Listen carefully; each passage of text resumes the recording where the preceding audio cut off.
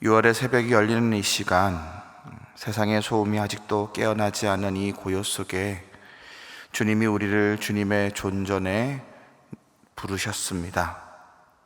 하지만 우리는 어제를 살아낸 피로가, 또 오늘을 향한 염려가 여전히 있습니다. 이 새벽의 공기 속에 당신이 베푸시는 신선한 생명의 숨결을 느끼며 흩어진 호흡을 가다듬고 어그러진 우리의 모습을 추스르며 하루를 시작하기 전 하나님 앞에 온전히 멈추는 시간 되게 하옵소서. 생명으로 이 땅을 다스리시는 하나님, 6월의 충만함이 또 6월의 충만함을 더욱하는 생명의 비를 흡족히 내려주시니 감사합니다. 이제는 초록이 절정을 이르러 온 세상이 짙은 생명으로 가득하고 낮이 길어지고 하늘은 더 높고 푸릅니다. 아침 일찍 들려오는 새소리 하나에도, 살갗을 스치는 바람 한 줄기에도 당신의 세심한 손길이 담겨 있음을 느낍니다. 그러나 주님, 우리는 압니다. 이 충만한 여름의 문턱 앞에서도 우리 안에 여전히 채워지지 않는 빈자리가 있음을 압니다. 밖으로는 햇살이 넘치는데 안으로는 무언가 부족하고 갈증을 느낍니다. 주님의 말씀대로 주님이 주시는 물은 영생하도록 솟아나는 샘물임을 믿습니다. 오늘 이 새벽 주님이 주신 은혜로 우리의 빈자리를 흡족히 채워주시옵소서. 부활 생명으로 우리를 이끄시는 주님, 이 시간 우리는 성령 강림의 절기를 걷고 있습니다. 오순절 부어주신 불꽃 같은 성령이 오늘 이 새벽에도 살아 우리 가운데 역사하심을 믿습니다. 그러나 주님, 우리는 고백합니다. 성령을 받았다 하면서도 여전히 우리 자신의 힘으로 살아가려 애쓸 때가 있음을 고백합니다. 주님의 인도하심을 구하면서도 정작 내 뜻을 먼저 앞세울 때가 있음도 고백합니다. 바람이 임의로 불되 어디서 오고 어디로 가는지 알지 못하듯 성령의 역사도 우리 계산과 예측을 넘어섭니다. 오늘 하루 우리가 다 계획하지 못하고 알지 못하는 방식으로 우리를 이끄시는 주님의 손길을 신뢰하게 하옵소서. 내가 원하는 방향 아니라 주님 부르시는 자리로 기꺼이 걸음을 옮기는 순종의 마음도 허락하옵소서. 이 땅 대한민국을 사랑하시는 주님, 중동 전쟁으로 인한 경제 위기의 파고가 여전히 이 땅을 흔들고 있습니다. 고물가와 고금리의 무게 아래 신음하는 가정들이 있습니다. 이럴 때일수록 지도자들에게 겸손과 지혜를 허락하시고 권력을 움켜쥐려는 욕망 대신 사람을 돌보는 마음을 주옵소서. 특별히 이 나라의 산업을 책임지는 경제 지도자들에게 은혜 베풀어 주옵소서. 열강들의 이기적 욕심에 휘둘리지 않게 하시고 녹록치 않은 어려운 여건 속에서도 이 땅의 일터를 새롭게 번영케 할 통찰을 허락하여 주옵소서. 소망교회를 사랑하시는 주님, 이 교회가 주님 주시는 선한 것들로 풍성히 나누는 교회 되게 하옵소서. 주신 것들 은혜로 여기며 감사하게 하시고 선뜻 나누는 선함의 번짐이 한 사람 한 사람 그리고 우리 공동체 속에 널리 퍼지게 하옵소서. 김근진 담임 목사님, 주님께서 지켜보호하여 주시고 이 교회와 이 땅을 위한 목양의 발걸음 위에 성령의 새 힘을 더하여 주옵소서. 문화선교부 여름 프로그램을 위해 기도합니다. 주님이 우리를 창조하셨듯 우리 역시 주님 주신 달란트로 문화를 빚어가는 사람들입니다. 여름 문화 강좌를 통해 우리 안에 하나님이 심겨놓으신 창조성이 다시금 발현되는 귀한 시간 되게 하옵소서. 준비하는 강사님들과 스태프들에게 나에게 주어진 것들을 나눌 마음 허락하셔서 선함의 번짐이 있게 하옵소서. 소망교회 대학부를 위해 기도합니다. 7월 초로 예정된 수련회와 8월 초로 예정된 국내 선교, 또 8월 중순 북방 비전 트립 등 여러 여름 사역들을 준비하고 있습니다. 주님이 이 시간들을 사용하여 주옵소서. 소망의 젊은이들이 그 가운데 큰 은혜 있게 하옵소서. 믿음도 부쩍 자라고 마음도 한 뼘 넓어지고 관계도 한 걸음 더 깊어지는 그런 시간 되게 하옵소서. 우리를 품으시는 하나님, 오늘 이 아침에도 6월의 그 풍성함 속에서도 근심하며 걱정하는 이들이 있습니다. 오랜 병으로 지친 이들, 관계 속에서 상처를 받아 홀로 새벽을 견디는 이들, 미래가 보이지 않아 막막함으로 서 있는 이들을 주님 손에 맡겨드립니다. 우리는 거창한 말의 위로가 아니라 곁에 있어주는 화려하지 않는 작은 섬김으로 주님의 사랑을 그들에게 흘려보내게 하옵소서. 오늘 하루를 우리에게 선물로 주시는 주님, 오늘 하루가 당신의 손에서 우리에게 주어진 것임을 믿습니다. 오늘의 만남과 결정, 감당해야 될 책임과 예상치 못한 모든 순간들 주님 앞에 올려드립니다. 오늘 하루가 끝날 때 주님과 함께 걸었다 고백할 수 있는 하루 되기 원합니다. 주님의 은혜를 구하오니 주님의 은혜를 오늘 하루 흡족히 내려 주옵소서. 우리를 사랑하사 당신의 독생자를 내어주신 예수 그리스도의 이름으로 기도합니다. 아멘. 오늘 우리에게 주신 하나님 말씀은 다니엘서 7장 15절에서 28절의 말씀입니다. 다니엘서 7장 15절에서 28절까지의 말씀 함께 읽도록 하겠습니다. 나 다니엘이 중심에 근심하며 머릿속에 환상이 나를 번민하게 한지라.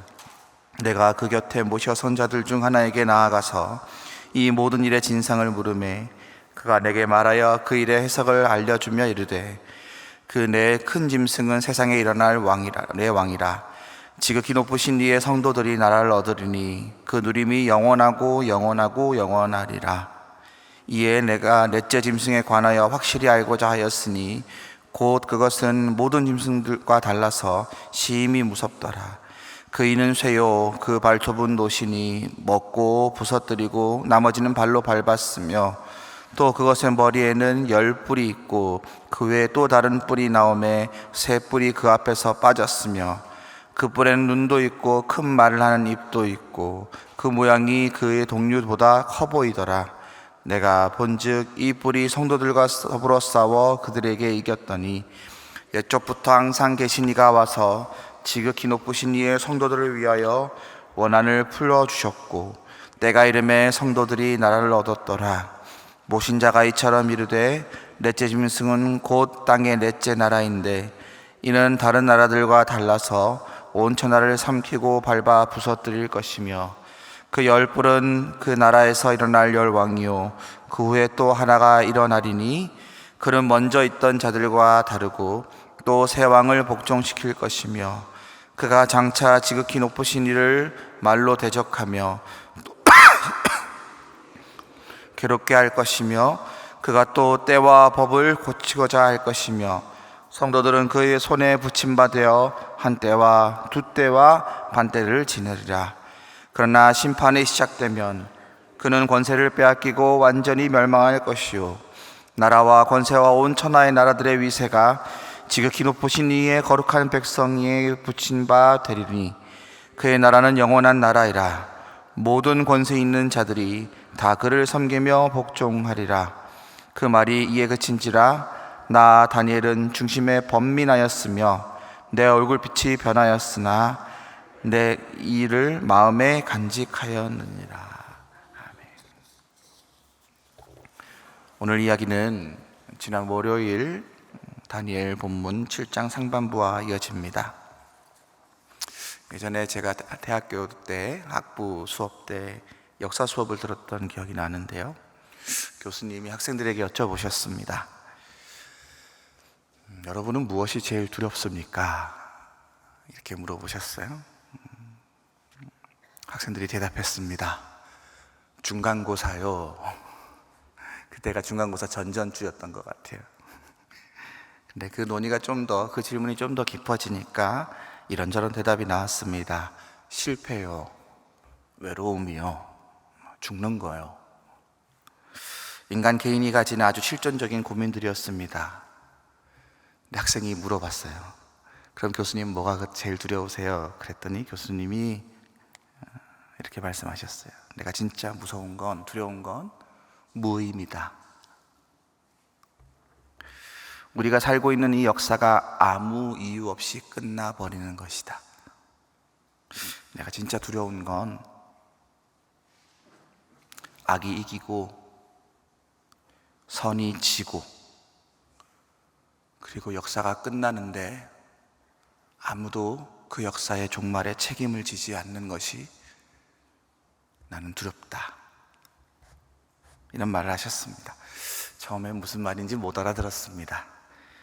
그러나 며칠이 지나고 또 몇 달이 지나고 그 말이 제 안에 계속 맴돌았습니다. 그리고 교수님이 말씀하셨던 그 두려움이 저도 두렵게 되었습니다.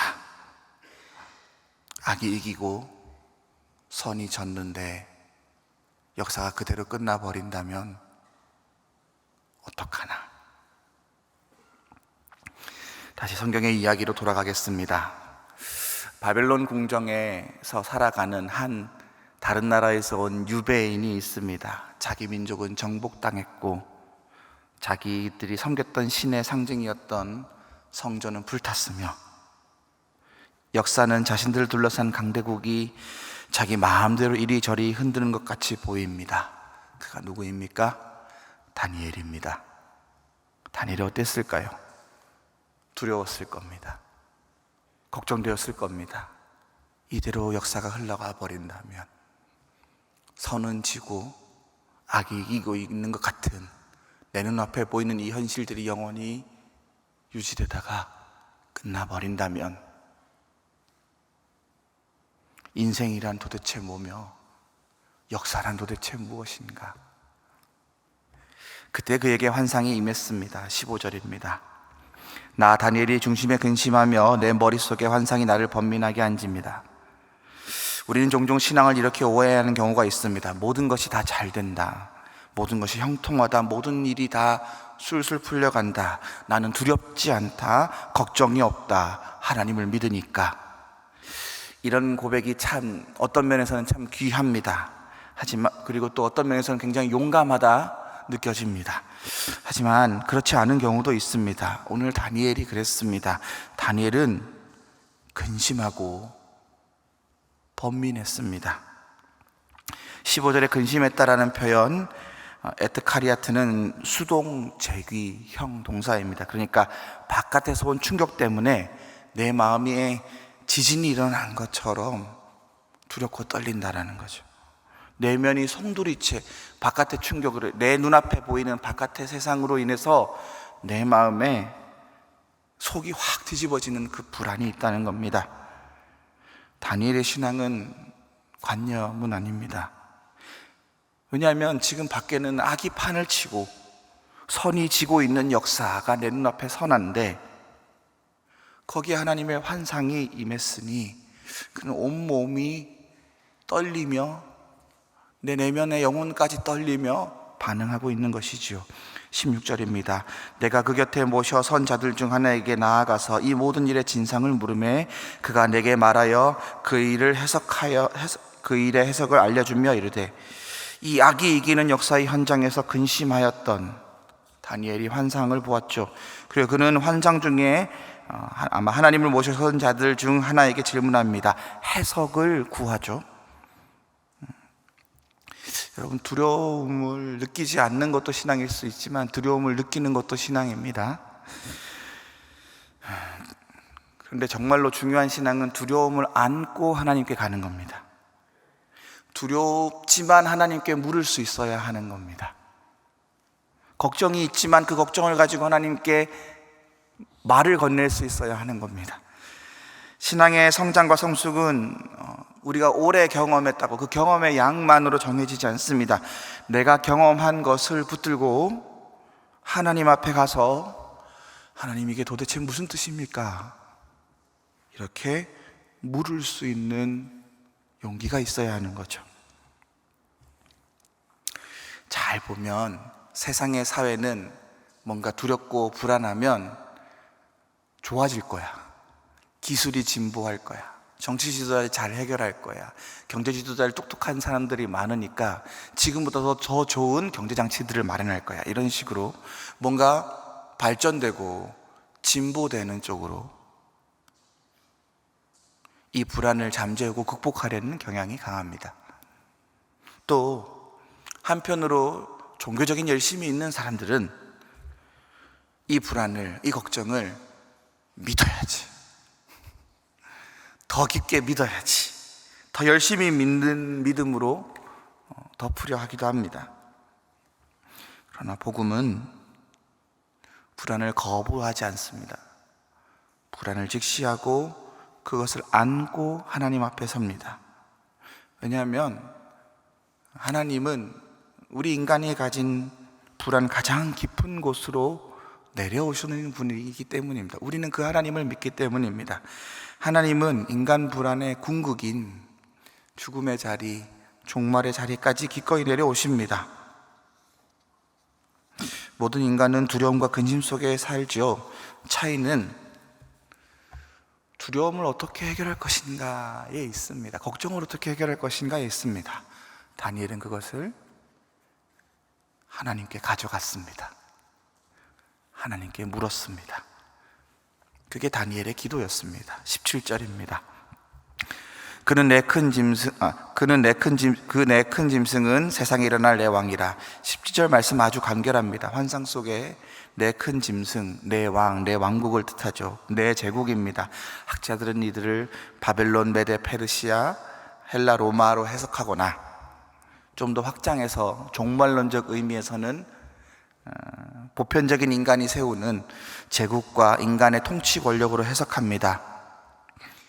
성경이 이들을 짐승으로 표현한 것, 하나님이 이들을 짐승으로 표현한 것은 하나님을 대적하여 세운 인간 문명이, 인간이 세운 제국이 가지는 그 야수성을 잘 표현해 주는 것 같습니다. 우상화된 권력, 하나님보다 높아진 것들은 반드시 짐승 같아진다는 거예요. 사자처럼 잡아먹고 곰처럼 짓밟고 표범처럼 빠르게 팽창하고 이름 없는 넷째 짐승처럼 모든 것을 분쇄합니다. 그런데 여러분, 이렇게 표현된 짐승으로 표현된 세상 왕, 세상 제국은 당시 인류 문명의 정점에 있었던 자들입니다. 바벨론의 법전, 페르시아의 행정, 헬라의 철학, 로마의 법률, 인류 고대 역사에서, 고대 문명에서 가장 세련되고 발전되어 있었던 문명이라고 불리는 것들. 그러나 이 세련되고 발전된 문명도 하나님 없이 자신들을 절대화한다면 그것은 짐승이라고 표현하는 겁니다. 18절입니다. 지극히 높으신 이의 성도들이 나라를 얻으리니 그 누림이 영원하고 영원하고 영원하리라. 17절에서 이 네 제국의 언급을 아주 짧게 하고 지나가죠. 아주 짧게 하고 지나가고 바로 하나님 나라가 선포됩니다. 모든 것을 파괴하는 짐승들과 달리 성도들은 나라를 얻지요. 누립니다.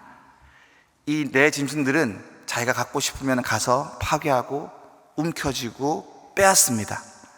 그러나 성도들은 나라를 얻습니다. 얻는다는 건 뭐예요? 누가 준다라는 겁니다. 우리는 그것을 은혜라고 표현하죠. 주어지는 것이 은혜입니다. 네. 그리고 하나님 나라에 대한 찬송이 이어집니다. 그 누림이 영원하고 영원하고 영원하리라. 이 반복은 문학적 강조지요. 앞선 구절과 대비하면 이런 뜻입니다. 인간의 제국이, 인간의 문명이 아무리 화려하고 용맹하고 세련되고 발전되었다 할지라도 반드시 무너지지만 하나님 나라는 끝없이 지속된다. 이것이 다니엘서 전체가 던지는 메시지이기도 합니다. 19절은 이렇게 말합니다. 이에 내가 넷째 짐승에 관하여 확실히 알고자 하였으니 곧 그것은 모든 짐승과 달라서 심히 무섭더라. 그 이는 쇠요, 그 발톱은 노시니 먹고 부서뜨리고 나머지는 발로 밟았으며. 다니엘은 일반적인 이 환상보다 이 넷째 짐승이 더 궁금했던 것 같습니다. 왜냐하면 환상 중에 21절에 보면 거기서 나온 작은 뿔이 성도들과 싸워 이겼기 때문입니다. 그 말은 뭐냐면 성도들이 패한 상황이 일어난 거죠. 자기 눈앞에 펼쳐지는 상황이 환상 중에 보인 거니까 얼마나 그게 더 궁금하겠습니까? 한시적인 패배일지 모르는 분명한 패배가 있거든요. 성도가 지는 것처럼 보이는 때가 있습니다. 그리고 진리가 억압받는 역사의 장면들이 있습니다. 그러나 22절에 보면 옛적부터 항상 계신 이가 와서, 옛적부터 항상 계신 이가 오십니다. 옛적부터 계신 이. 우리는 아무리 잘나도 인간의 역사를 100년밖에 못 봅니다. 내가 태어나서 죽을 때까지가 딱 100년 정도잖아요. 길어봤자. 우리 인간이라는 존재는 경험해봤자 길어야 100년입니다. 우리는 그래서 역사의 한 단편, 아주 기나긴 역사를 살펴보면 한 단편만을, 그것도 제한된 공간 속에서 경험할 뿐입니다. 그러나 옛적부터 항상 계신 이는 그 역사 전에도 있었고, 그 역사 이후에도 있고, 그 역사 가운데도 계신 분이시잖아요. 그 모든 역사를 꿰뚫어 보시잖아요. 우리는 역사의 한 단편만을 들어 이것이 옳다 그르다, 이것이 승리다 패배다 쉽게 섣불리 판단하지만 그분은 모든 것을 아시고 심판하십니다. 그리고 그분이 오셔서 성도들의 원한을 풀어주신다 하십니다. 그는 악을 그냥 두시지 않으십니다. 원한도 그냥 두지 않으십니다. 억울함을 넘기시는 분이 아니십니다. 23절에서 25절에 보면 작은 뿔이 하나님의 백성을 공격하는 세 가지 전략이 나오는데요. 25절입니다. 그가 장차 지극히 높으신 이의 이를 말로 대적하며 또 지극히 높으신 이의 성도를 괴롭게 할 것이며 그가 또 때와 법을 고치고자 할 것이며 성도들은 그의 손에 붙임 바 되어 한 때와 두 때와 반 때를 지나리라.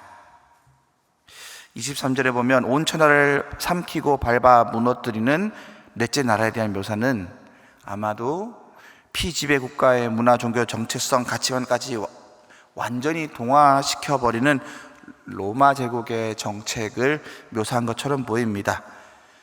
좀 더 확장시키자면 이것은 하나님 없는 전체주의적인 권력이 가지는 속성을, 그 야수성을 그대로 나타내는 것이라 할 수 있습니다. 여기에도 굉장히 우리 안에도 적용될 수 있는 탁월한 렌즈가 나옵니다. 그것은 하나님의 백성들을 공격하는 세 가지 방식에 대한 이야기입니다. 첫 번째로는 말로 대적하는 거죠. 여기에 사용된 단어 예발레는 히브리어로 예말날인데요. 예말날은 말로, 언어로, 지식으로 하나님을 대적하는 겁니다. 진리가 왜곡되고 거룩한 것을 조롱하는 말이 판친다라는 겁니다. 두 번째는 성도를 괴롭게 하는 거죠. 여기에 사용된 단어 예발레는 닳는 겁니다. 마모가 되는 겁니다. 그러니까 뭔가 누르고 때리고 이런 것보다 어떻게 한다고요? 닳아서 마모돼서 없어지게 하는 거, 소진시키는 거, 주변화시키는 거, 소외시키는 거, 지치게 하는 전략이죠. 마지막은 때와 법을 고치는 것입니다. 이것은 하나님이 세우신 질서, 도덕적 기준을 재정의하려는 시도입니다. 무엇이 옳고 그른지의 기준을 흔드는 것이 바로 하나님을 대적하는 권력의 속성임을 알려집니다. 그런데 이러한 강력하고 무섭고 때로는 내 눈앞에 펼쳐진 현실이 영원할 것 같은 이런 힘과 권세에 대해 25절은 이렇게 표현합니다. 한 때와 두 때와 반 때를 지난다. 여러분, 하나와 둘과 반을 합치면 얼마인가요? 하나와 둘과 반을 합치면 3.5죠. 네. 성경에서 7을 완전수로 두는데요, 3.5는 그 절반이죠. 이런 의미인 것 같아요. 절대 영원하지 않아. 절대 영원하지 않아. 기껏해야 반이야. 하나님이 허락한 그 경계를 넘을 수 없음을 상징화시킨 숫자인 것 같습니다. 하나님의 섭리적 경계선 안에서만 악은 힘을 펼칠 수 있을 뿐입니다. 26절, 27절입니다. 그러나 심판이 시작되면 그는 권세를 빼앗기고 완전히 멸망할 것이요 나라와 권세와 온 천하의 나라들의 위세가 지극히 높으신 이의 거룩한 백성에게 붙임 바 되리니 그의 나라는 영원한 나라이라. 모든 권세 있는 자들이 다 그를 섬기며 복종하리라.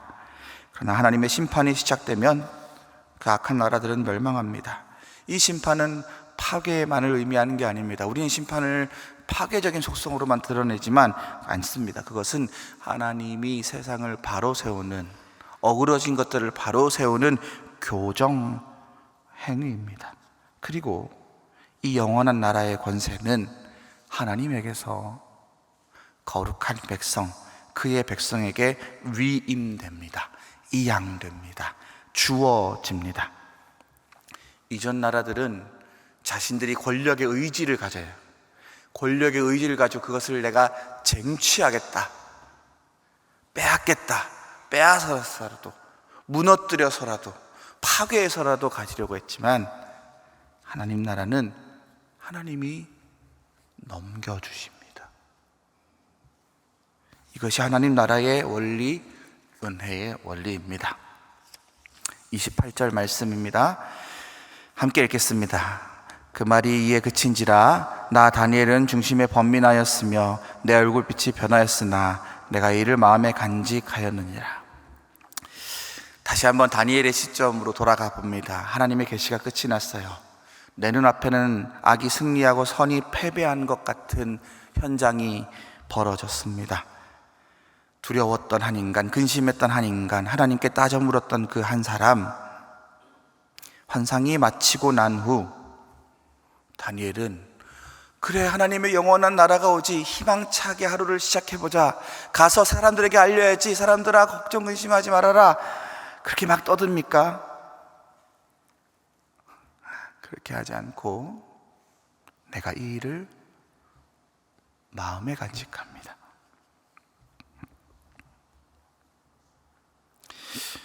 오늘 다니엘이 본 환상은 역사 전체를 꿰뚫는 하나님의 섭리였죠. 비록 내 눈앞에는 악이 이기고 선이 지는, 그리고 그 나라가 영원할 것 같은 그런 무서운 현실이 있지만 그는 환상 중에 하나님 나라의 승리를 맛보게 되죠. 최후 승리인 하나님을 믿는 거룩한 백성의 결말을 알게 되죠. 역사의 한 단편만 보던 인간이 옛적부터 영원 항상 계신 이의 계획을 깨닫게 되죠. 역사의 통찰, 그 모든 역사를 꿰뚫는 통찰을 하나님이 허락하시잖아요. 어떻게 반응합니까? 너무 큰 말씀인 거예요. 내가 그걸 다 담을 수 없는 말씀인 거예요. 너무 감당하기 어려운 하나님의 계시 앞에 그는 침묵으로 반응합니다. 묵상으로 반응합니다. 다니엘의 침묵과 묵상은 무기력이 아닙니다. 그 계시를, 그 말씀을 경청하고 소화시키고 성숙하기 위한 시간입니다. 내 눈앞에는 역사의 왜곡과 비참함이 있지만, 그러나 영원한 하나님 나라의 승리를 미리 맛보아 알게 된 자가 이제 나는 어떤 삶을 살아야 할까 꼼꼼히 새겨보는 시간입니다. 말씀을 마칩니다. 우리가 사는 세상은 여전히 짐승들의 시대처럼 보입니다. 강자가 약자를 짓밟고 진리가 조롱당하며 성도들은 소진된 것 같습니다. 그러나 옛적부터 항상 계신 이가 오십니다. 그분은 한 번도 우리를 손에서 놓지 않으셨고 우리는 그분의 때를 기다립니다. 그리고 그 계시 앞에 우리에게 주어진 이 놀라운 하나님의 섭리 앞에 우리는 어떻게 반응할까? 이 시간 저와 여러분은 마음에 간직해보는 그런 시간 되시길 기도합니다. 함께 기도의 자리로 나아갑니다. 하늘에 계신 우리 아버지, 아버지의 이름을 거룩하게 하시며 아버지의 나라가 오게 하시며 아버지의 뜻이 하늘에서와 같이 땅에서도 이루어지게 하소서.